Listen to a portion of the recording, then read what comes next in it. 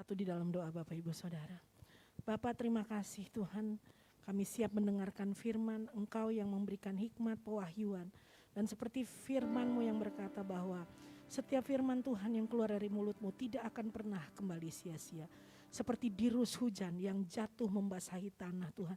Dan menyegarkan Tuhan, memberikan pertumbuhan Tuhan bagi setiap tanaman sehingga mereka boleh bertumbuh sesuai dengan apa yang jadi kehendak-Mu. Demikianlah firman-Mu Tuhan. Ketika jatuh di tanah hati kami Tuhan, maka akan menjalankan sesuai dengan apa yang jadi kehendak-Mu sempurna. Bagi setiap daripada kami yang menerimanya dengan percaya, iman, melakukannya dengan penuh kasih dan kesetiaan. Haleluya. Amin. Amin. Haleluya. Bapak Ibu Saudara, pagi hari ini firman Tuhan diambil dari 1 Korintus 16 ayat 13 ya. Judul firman hari ini adalah kuat di dalam Tuhan. Firman Tuhan berkata, berjaga-jagalah, berdirilah dengan teguh dalam iman. Bersikaplah sebagai laki-laki dan tetap kuat. Kata yang saya highlight untuk pembawaan firman hari ini ialah kata dan tetap kuat. Kuat ya. Dari tadi puji-pujian yang kita naikkan juga berbicara bahwa Tuhanlah sumber kekuatan kita. Kita gak usah takut di saat kita lemah, kita tahu Dialah kekuatan kita. Kalau gak salah firman beberapa saat yang lalu saya berbicara bahwa kita bersandar kepada Tuhan. Jadi waktu kita bersandar kepada Tuhan, kita ini udah gak punya kekuatan lagi. Kita hanya bertumpu kepada Dia karena Dialah kekuatan kita. Amin. Haleluya. Hari-hari ini apapun yang Bapak Ibu Saudara-saudariku lalui, bahkan yang kami juga lalui, kita tahu bahwa Dialah sumber kekuatan kita yang luar biasa. Kata kuat ini ya, di firman di Korintus ini ya, dari 1-2 Korintus, surat yang ditulis oleh Rasul Paulus diberikan kepada jemaat di Korintus supaya apa? Supaya mereka mendapatkan nasihat agar hidup tertib sesuai dengan apa yang firman Tuhan katakan dan tidak terseret oleh kehidupan orang-orang bukan orang percaya yang ada di sekitar mereka. Paulus mengingatkan mereka untuk berjaga-jaga dan waspada terhadap pemecah belah, bidat, pesta pora dan kesombongan. Karena Korintus adalah kota bandar yang besar saat itu. Mereka hidup dengan gaya hidup yang hedonis ya, yang memamerkan kekayaan, yang penuh dengan kesombongan. Dan itu tidak sesuai dengan apa yang menjadi kehidupan di dalam kerajaan Allah. Dan tidak sesuai dengan firman, begitu ya Bapak Ibu. Nah, kata kuat ini dalam bahasa Grekanya adalah krataiuste ya. Dari kata krataius yaitu untuk memberdayakan. Ya, secara pasif meningkatkan kekuatan, diperkuat dan menjadi kuat. Jadi kekuatannya mungkin tadinya tidak seberapa, tetapi semakin lama semakin kuat dan menjadi lebih kuat dari yang sebelumnya. Ya, ini adalah di dalam tata bahasanya present passive imperatif. Maksudnya dalam tata bahasa Yunani perjanjian baru, kata imperatif ini pada dasarnya adalah perintah. Jadi bukan apa ya kalau disuruh tuh aku bikin apa enggak ya, kayaknya enggak deh. Kayaknya kurang begini, kurang begitu. No, tapi ini perintah untuk menjadi kuat. Ini adalah perintah. Dan imperatif ini adalah suasana dari tata bahasa raja. Ya. Nampaknya manusia diperkenalkan kepada krisis dan kemudian keputusannya ada di dalam tangan manusia. Jadi di sini ketika kata perintah untuk menjadi kuat diperintahkan, manusianya belum menjadi kuat, tetapi diperintahkan dan diberikan keputusan untuk terus berada di dalam kekuatan. Kekuatannya siapa? Kalau yang suruh raja di atas segala raja, berarti Dia yang akan memberikan kemampuan kepada Anda dan saya untuk selalu berada di dalam keadaan kuat dan tetap kuat dan semakin lama menjadi semakin kuat di dalam Yesus Kristus Tuhan. Karena untuk terus berada di dalam kekuatan ini tergantung respon kita, yaitu seperti yang tadi bilang.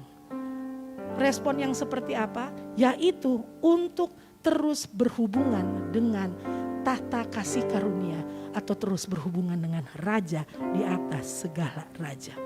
Jadi ini adalah tanggung jawab kita untuk terus terbuka terhadap pekerjaan Allah, pekerjaan Roh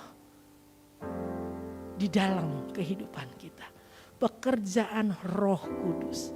Dia yang bekerja di dalam diri kita, tetapi tanggung jawab kita ialah untuk membuka diri terhadap setiap operasinya Tuhan di dalam kehidupan kita. Mengizinkan Tuhan untuk bekerja dan kita sendiri bekerja sama dengan Tuhan. Ya, dibilang pasif, kayaknya kalau kata pasif tuh kan kayaknya diem aja nungguin gak ngapa-ngapain. Tapi ada bagiannya di mana kita harus aktif, yaitu membuka hati, siap meresponi, dan yang berikutnya Tuhanlah yang bekerja dan melakukannya di dalam kehidupan kita. Itulah maksud dari kata kuat, krataiuste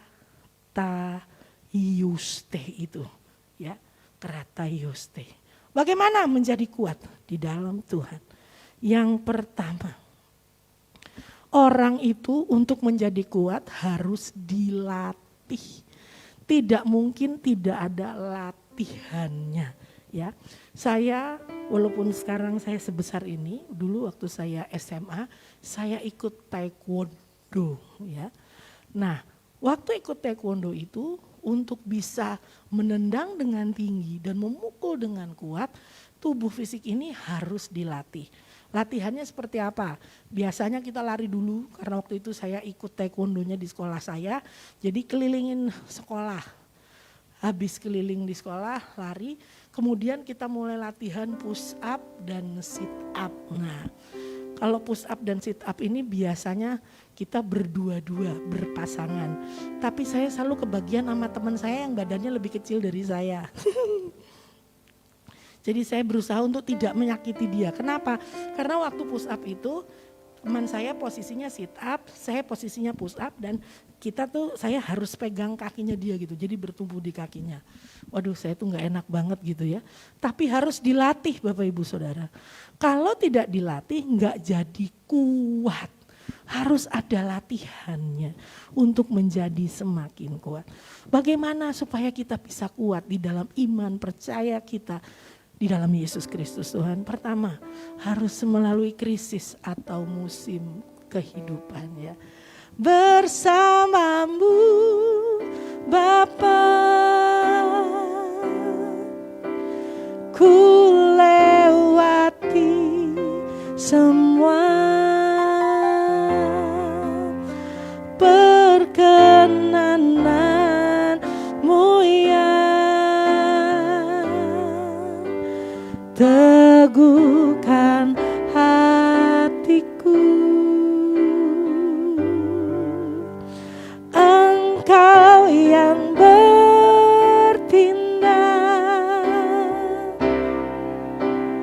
memberi pertolongan, anugerah-Mu besar melimpah bagiku. Ya, melalui berbagai musim kehidupan, melalui krisis di dalam kehidupan, di situ Tuhan melatih setiap daripada kita untuk menjadi semakin kuat. Ya, Miles Monroe berkata, what you see as a crisis, God sees as an opportunity for growth. Buat manusia ketika kita melihat masalah, ketika ada masalah kita bilang nih krisis nih, waduh susah. Tetapi cara pandang Tuhan berbeda dengan manusia. Buat manusia krisis, buat Tuhan itu adalah suatu kesempatan supaya umat pilihannya mengalami pertumbuhan dan menjadi semakin kuat di dalam Tuhan. Ada satu tokoh di Alkitab yang kalau dibilangnya kayaknya hidupnya sial bener, si Ayub. Ya, mungkin tidak ada tokoh Alkitab yang lebih menderita daripada Ayub. Dia punya segalanya. Keluarga yang baik, nama yang baik, kekayaan yang berlimpah ruah. Tetapi kemudian setan pergi kepada Tuhan dan meminta izin untuk nasib baik, segala sesuatu yang baik yang ada di dalam kehidupan Ayub itu bisa diambil untuk menguji bagaimana imannya kepada Tuhan dan percayanya kepada Tuhan. Dia orang yang rajin beribadah juga. Kita mencatat setiap kali anak-anaknya berpesta pora, dia pagi-pagi akan datang dan membawa persembahan, membawa korban di hadapan Tuhan. Untuk meminta ampun kepada Tuhan. Barangkali anak-anaknya nih waktu lagi pesta pora gitu ya, lagi duduk-duduk, makan-makan, mereka tuh melakukan hal-hal yang gak berkenan di hadapan Tuhan. Ayub cari Tuhan sungguh-sungguh. Kayaknya perfect banget hidupnya. Tetapi kemudian terjadi satu tragedi. Krisis di dalam kehidupannya. Dia kehilangan segala-galanya Bapak Ibu Saudara. Anaknya, kekayaannya, ternaknya, hasil panennya, kesehatannya. Bahkan hubungannya dengan istri dan teman-temannya. Secara jasmani menghantam dia. Secara psikologis juga dihantam si Ayub. Relationship yang baik dengan istri dan sahabatnya semua hancur. Dia kena penyakit yang bukan cuman sekedar panu yang dikasih kalpanak gitu ya. Tetapi dia kena kusta. Dia tuh istilahnya jadi sampahnya masyarakat. Dari orang yang kaya raya, hebat ya, punya, kita kalau ngelihat orang lain kayak dia punya segala-galanya. Tuhan izinkan loh dia mengalami degradasi. It's a crisis. Krisis di dalam kehidupan. Tetapi Tuhan tahu ini adalah satu kesempatan untuk Ayub mengenal siapa Tuhan lebih lagi di dalam hidupnya. Dan apa yang Ayub lakukan? Apakah dia mengutuk Tuhan? Seperti yang sudah dipikirkan oleh si jahat. Yang terjadi adalah sebaliknya. Dia memuji nama Tuhan. Ayub 1 ayat 20 sampai 22 berkata, maka berdirilah Ayub lalu mengoyak jubahnya dan mencukur kepalanya. Kemudian sujudlah ia dan menyembah katanya. Dengan telanjang aku keluar dari kandungan ibuku. Dengan telanjang juga aku akan kembali ke dalamnya. Tuhan yang memberi, Tuhan yang mengambil, terpujilah nama Tuhan. Dalam kesemuanya itu Ayub tidak berbuat dosa dan tidak menuduh Allah berbuat yang kurang patut. Gak ada dia ngomong yang aku gak mengucap syukur, enggak. Dalam keadaan seperti itu dia tetap mengucap syukur. Dan dari sisa kitab Ayub memberitahu bahwa dia melalui semuanya. Ayub berjuang dengan penderitaannya. Tapi apa yang terjadi? Ayub akhirnya bertobat dan Tuhan memulihkan keadaan Ayub. Ayub 42 ayat 2 sampai 6 berkata, aku tahu bahwa engkau sanggup melakukan segala sesuatu dan tidak ada rencanamu yang gagal. Firman-Mu, siapakah dia yang menyelubungi keputusan tanpa pengetahuan? Itulah sebabnya tanpa pengertian aku telah bercerita tentang hal-hal yang sangat ajaib bagiku dan yang tidak ku ketahui. Firman-Mu dengarlah, maka akulah yang akan berfirman. Aku akan menanyai engkau supaya engkau memberitahu aku. Hanya dari kata orang saja aku mendengar tentang engkau. Tetapi sekarang mataku sendiri memandang engkau. Oleh sebab itu aku mencabut perkataanku dan dengan menyesal aku duduk dalam debu dan abu. Lewat krisis Ayub mengalami Tuhan. Bukan hanya hidup beragamanya jadi yang baik itu yang dilihat Tuhan. Tetapi yang paling utama pengenalan Ayub akan Tuhan itu yang Tuhan mau. Bukan cuma relationship yang baik dengan sesama. Tetapi relationship yang baik dengan Tuhan. Itu yang paling utama. melalui krisis, melalui masalah, melalui musim kehidupan di mana nampaknya sedang musim dingin, gak ada pengharapan, matahari tidak bersinar. Di situ Tuhan sedang mengajar kita untuk kita mendapatkan kesempatan untuk mengenal Dia lebih dalam lagi dan dibuat menjadi semakin kuat di dalam Tuhan. Ingat Bapak Ibu Saudara, sekali Yesus tetap Yesus sampai selama-lamanya. Iman percaya kita jangan pernah goyah melalui apapun yang terjadi. Tetap pandang Tuhan. Dan seperti yang Ayub katakan, aku hanya mendengar tentang Engkau dari kata orang saja. Tetapi sekarang mataku sendiri memandang Engkau.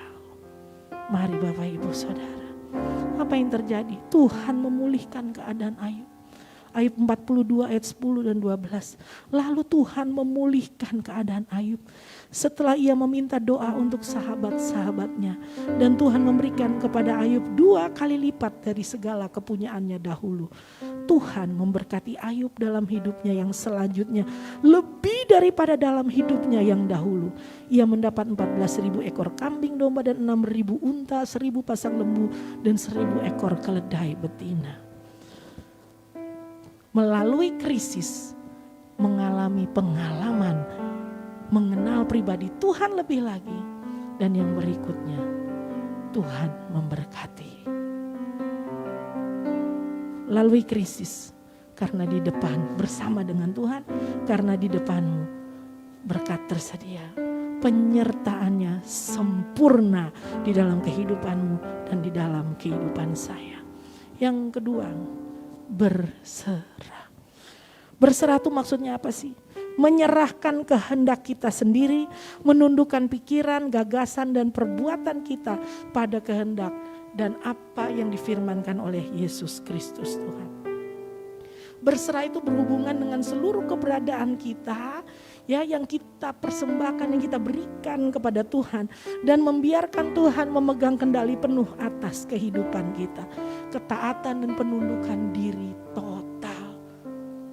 Karena punya hubungan, kita tahu siapa lagi tempat kita berseru, siapa lagi tempat kita menaruh pengharapan kita selain kepada Tuhan. Ya, tadi kita naikkan pujian itu. Yesus, padamu ku berseru, Kaulah penyelamatku, terpujilah Kau Tuhanku. Mulutku memuji namamu sepanjang umur hidupku, terpujilah Kau Tuhanku di atas segalanya. Ya, marilah kepadaku semua yang letih lesu dan berbeban berat, aku akan memberi kelegaan kepadamu. Matius 11 ayat 28 berkata, di The Message dikatakan, going a little ahead, he fell to the ground and prayed for a way out. Ya, Papa, Father, you can't you get me out of this? Ini Yesus waktu sedang berdoa di Taman Getsemani. Take this cup away from me, but please not what I want, what do you want? Markus 14 ayat 35 sampai dengan 36. Ia maju sedikit, merebahkan diri ke tanah dan berdoa supaya sekiranya mungkin. Saat itu lalu daripadanya katanya, ya Aba, ya Bapa, tidak ada yang mustahil bagimu. Ambillah cawan ini daripadaku, tetapi janganlah apa yang aku kehendaki, melainkan apa yang engkau kehendaki. Yesus berserah penuh kepada Bapanya. Dia bilang, bukan kehendakku yang jadi, tetapi apa yang kau kehendaki. But please, not what I want. What do you want? Bukan apa yang aku mau, tapi apa yang engkau mau. Berserah total. Karena kita berserah bukan di tangan yang salah. Kita berserah kepada pribadi yang tepat. Pribadi raja di atas segala raja yang mempunyai alam semesta langit dan bumi ini. Dan biarlah dia menyatakan kekuasaannya, kedaulatannya, pribadinya yang hebat itu di dalam kehidupanmu dan dalam kehidupan saya. Galatia 2 ayat 20 berkata, namun aku hidup tetapi bukan lagi aku sendiri yang hidup, melainkan Kristus yang hidup dalam aku. Dan hidupku yang kuhidupi sekarang di dalam daging adalah hidup oleh iman dalam anak Allah yang telah mengasihi aku dan menyerahkan dirinya untuk aku. Berserah penuh. Biar Tuhan yang pegang kendali dalam kehidupan kita. Dia yang paling tahu. Anda dan saya diciptakan untuk rencananya terjadi di dalam kehidupanmu dan dalam kehidupan saya. Dan rancangannya itu hebat dan luar biasa. Dan ini apa yang terjadi ketika kita berserah penuh kepadanya. Brian C. Houston, gembala gereja Hillsong yang ada di Australia berkata begini. Ketika Anda menyerahkan kendali dan mengikuti tuntunan Tuhan, Anda menjadi diberdayakan dan diperlengkapi untuk melakukan hal yang mustahil, mencapai yang lebih tinggi dan melangkah lebih jauh daripada yang pernah Anda bayangkan untuk memberikan Dia segala kemuliaan.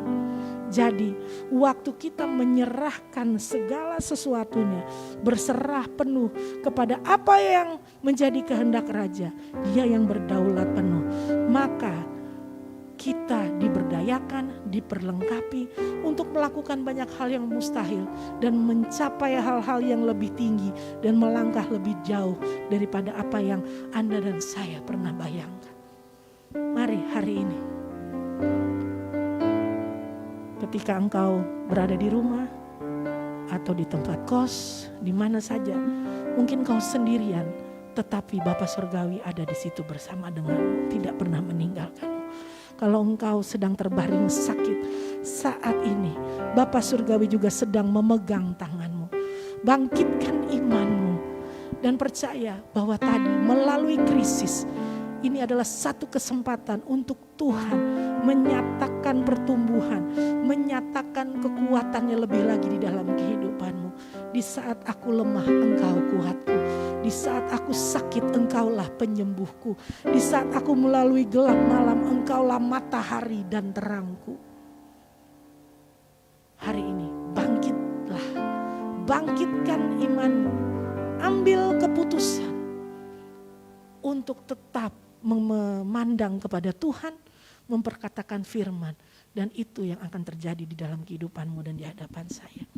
Dan bagi Bapak Ibu Saudara yang lain, tetap jaga prokes dimanapun kita berada. Tetap berjalan di dalam tuntunan, aturan yang pemerintah sudah berikan bagi Anda dan saya.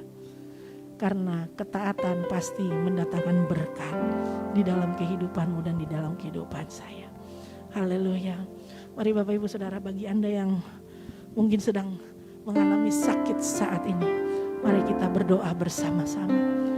Pegang bagian tubuhmu yang sakit dan mulai berkata, Bapa, kami mengucap syukur karena melalui bilur-bilur Yesus Kristus Tuhan kami disembuhkan. Hari ini hamba berdoa bagi putra-putri kerajaan Allah yang mengalami kelemahan secara fisik. Apapun sakit penyakitnya, setiap bakteri, virus, apapun bentuknya dipatahkan, dihancurkan di dalam nama Tuhan Yesus. Firman-Mu berkata bahwa tidak tahukah kamu bahwa tubuhmu adalah bait Allah dan bahwa Roh Allah tinggal diam di dalam kamu. Tubuh ini adalah bait-Mu. Engkau yang menyucikan dan menguduskan tubuh putra-putrimu dengan kuasa darah-Mu. Dari ujung kepala sampai ujung kaki. Darah-Mu ya Tuhan yang mengalir di setiap pembuluh darah mereka Tuhan. Dan segala sesuatu yang bukan berasal dari Allah Bapa dihancurkan, dipatahkan di dalam nama Tuhan Yesus. Kami perkatakan kesembuhan, kami perkatakan kekuatan, kami perkatakan iman yang diteguhkan, kami perkatakan melalui krisis Tuhan, anak-anak-Mu boleh mengalami perjumpaan pribadi dengan Engkau Yesus Kristus Tuhan, bahkan mengenal Engkau lebih dalam lagi, sama seperti hamba-Mu Ayub Tuhan, boleh mengenal Engkau lebih lagi, bukan apa kata orang tetapi mengalami sendiri Tuhan, bagaimana Engkau yang menolong, Engkau yang melepaskan, Engkau yang menyelamatkan, Engkau yang memberkati, mencukupkan kehidupan putra-putrimu sesuai dengan kekayaan dan kemuliaan-Mu Tuhan. Engkau yang bukakan jalan bagi mereka yang berkata tidak ada lagi jalan dalam hidup ini. Engkaulah sumber kehidupan itu dan Kau nyatakan itu dalam kehidupan putra-putrimu. Dan kami semua putra-putrimu boleh terus berserah total. Berserah total, karena penyerahan kami bukan penyerahan yang tidak ada artinya atau sia-sia, tetapi penyerahan kami itu pasti akan Kau jawab Tuhan, dan Engkau yang mengangkat putra-putrimu di dalam nama Yesus. Kami terima kesembuhan, kami terima kekuatan, kami terima pertolongan, kami terima keselamatan di dalam nama Yesus Kristus Tuhan. Haleluya, haleluya. Kami tahu kami dibawa dari kekuatan kepada kekuatan. Terima kasih Tuhan. Haleluya, amin. Bapak Ibu Saudara, mari siapkan roti dan anggur. Kita akan menerima perjamuan hari ini. Haleluya. Angkat roti di tangan kanan. Kami mengucap syukur untuk tubuh Kristus. Terima kasih. Terima kasih untuk tubuh-Mu yang dihancurkan bagi kami. Terima kasih Tuhan. Terima kasih. Terima kasih. Bukankah roti yang kami angkat tinggi ini merupakan persekutuan dengan tubuh Kristus? Amin. Makan di dalam nama Yesus.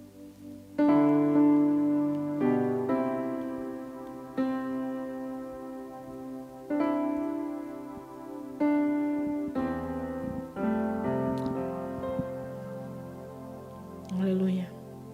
Dan mari kita angkat anggur di tangan kanan kita ini tinggi. Terima kasih untuk darah-Mu. Darah-Mu memulihkan kami. Darah-Mu memberikan kehidupan Tuhan. Darah-Mu menyucikan dan menguduskan setiap daripada kami. Sehingga kami dapat datang menghadap tata kasih karunia. Dan kami mendapatkan pertolongan tepat pada waktunya. Terima kasih untuk darah-Mu Tuhan. Karena melalui pengorbanan-Mu, melalui darah-Mu ini, surga melihat kami berbeda. Kami adalah putra-putri kerajaan Allah oleh karena iman percaya kami di dalam Yesus Kristus Tuhan. Bukankah anggur yang kita angkat tinggi ini adalah persekutuan kita dengan darah Kristus? Amin. Minum di dalam nama Tuhan Yesus.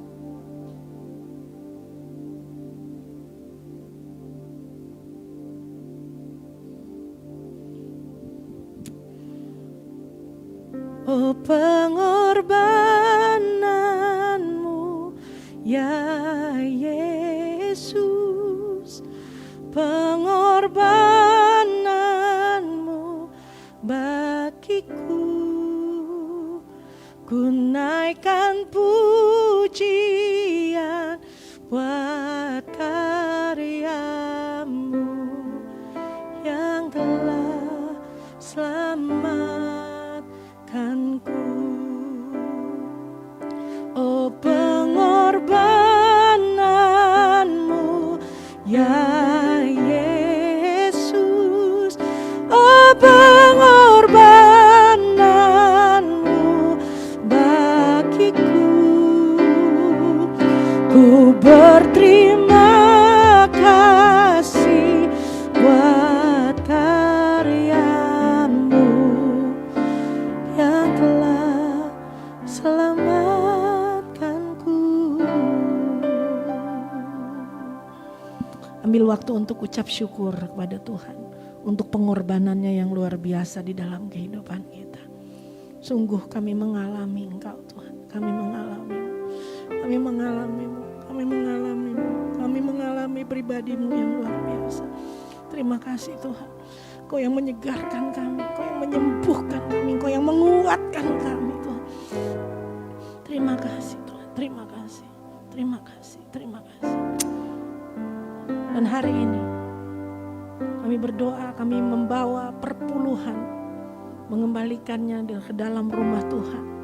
Kami melakukannya dengan penuh ucapan syukur. Dan setiap persembahan yang kami bawa Tuhan, kami membawanya Tuhan dengan puji-pujian kepada Allah yang hidup. Karena Engkau yang telah memelihara kehidupan kami, Engkau yang tidak meninggalkan kami, Engkau yang memberkati kami, Engkau yang menolong dan menopang seluruh kehidupan kami. Dan hari ini kami mengangkat tangan kami, menghadapkan wajah kami ke surga. Kami siap menerima berkat-Mu. Engkau yang menghadapkan wajah-Mu kepada kami. Engkau yang menyinari kami dengan wajah-Mu dan memberikan kami kasih karunia mulai hari ini sampai selama-lamanya. Semua yang menerimanya sama-sama katakan amin. Tuhan Yesus memberkati Bapak Ibu Saudara. Tetap jaga prokes dimanapun kita berada.